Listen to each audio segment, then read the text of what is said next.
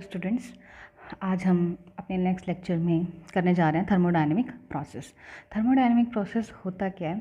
Thermodynamic process it is defined as the method of operation with the help of which a system changes from one state to another. ठीक है, मतलब कोई भी जो हमारा system है जो चेंज होता है एक स्टेट से अनदर, उस प्रोसेस में that is known as thermodynamic process. उसके कुछ टाइप्स होते हैं। Number 1, isothermal. अब हमें पता है कि आइसो का मतलब क्या होता है। आइसो मीन्स सेम, और थर्मल मीन्स समथिंग टेम्परेचर। तो जहाँ पे हमारा सेम टेम्परेचर हो तो उसे हम अपनी केमिस्ट्री में बोलेंगे the process at which the system carried out at constant temperature. It means that is equals to 0, यानी dt is equals to 0, the process which is carried out at constant temperature. Next is adiabatic process. Adiabatic process, जहाँ adiabatic process like जैसे हमारा जो आजकल हम bottles use करते हैं उसकी वॉल्स हमारी कैसी होती हैं, एडियाबेटिक होती हैं, जहाँ पे ना हीट बाहर जा सकती है और ना ही अंदर आ सकती है। मतलब ना ही कोई एक्सचेंज नहीं होता सिस्टम से सराउंडिंग में और सराउंडिंग से सिस्टम में। लाइक जो हमारे मिल्टन्स बॉटल हैं, ठीक है, उस टाइप के जो हमारी बॉटल्स होती हैं, दैट इज़ एडियाबेटिक बॉटल्स।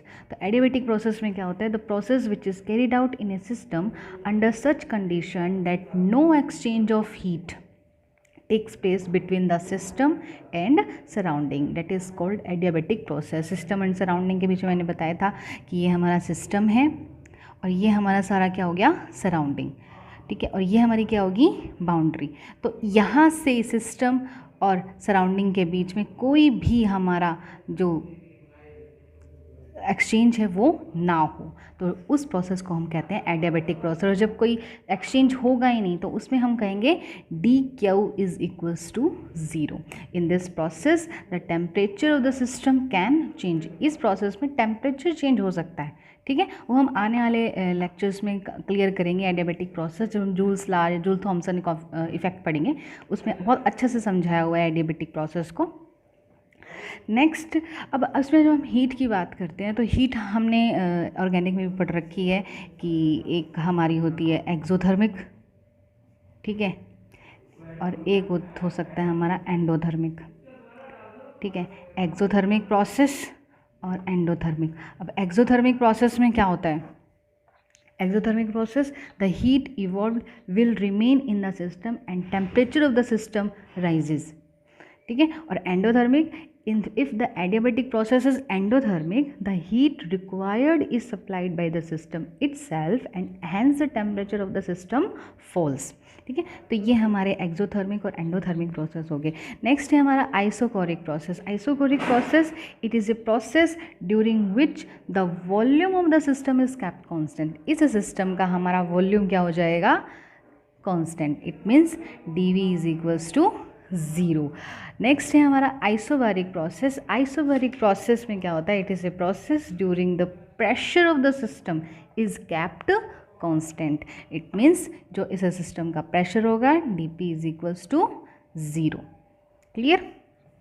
अब नेक्स्ट है हमारा last, cyclic process. Cyclic process क्या होता है? It is a process in which the system returns to its original state and after undergoing a series of changes, or for a cyclic process dV is equals to 0 and dH is also 0।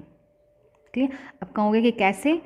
ये हमारा process एक state से start हुआ, then B पे आया, then C पे आया, then D पे आया, E पे भी आ सकता है। इस तरह से ये प्रोसेस चल रहा है। ठीक है, तो यहाँ पे इसी स्टेट से स्टार्ट हुआ, इसी स्टेट पे आके ख़त्म हो गया, यानी इनिशियल भी इसका A, इनिशियल स्टेट भी A और फाइनल स्टेट भी हमारा A हो गया। तो इट मीन्स नो चेंजेस, तो इसमें 0। तो हमारा dV भी कोई वॉल्यूम में कोई चेंज नहीं आएगा, हीट में कोई चेंज नहीं आएगा, like that is H is as actually heat, ठीक है, एंथैल्पी एक्चुअली, तो that is equals to also 0। Okay, अब सबसे मेन चीज़ ये बात है कि हमने लास्ट लेक्चर्स में एक्सटेंसिव और इंटेंसिव प्रॉपर्टी पढ़ी थी, तो उसमें मैं एक चीज़ बताना भूल गई कि heat and work, these are not the property of a system. ये हमारी सिस्टम की प्रॉपर्टीज़ नहीं होती, they only arise during process and appear at the boundary between system and surrounding. Therefore, they cannot be classified into extensive and intensive properties.